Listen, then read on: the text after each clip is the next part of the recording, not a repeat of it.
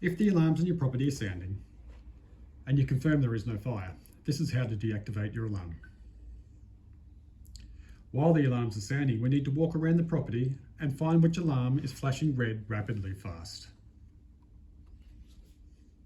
Once we find this alarm, we can press and hold the test button for 1 second. Pressing this button for 1 second will disable all the alarms in the property for up to 15 minutes. Now that it's quiet, we can disable this alarm. Simply find the lever on the side of the alarm and push the lever to the direction of the arrow, like so. Pressing this will release the alarm off the roof, swinging it open, like so, giving us access to the battery. We can now remove the battery. Removing the battery turns the alarm off. The rest of the alarms in your property will reactivate after 15 minutes, keeping your property safe.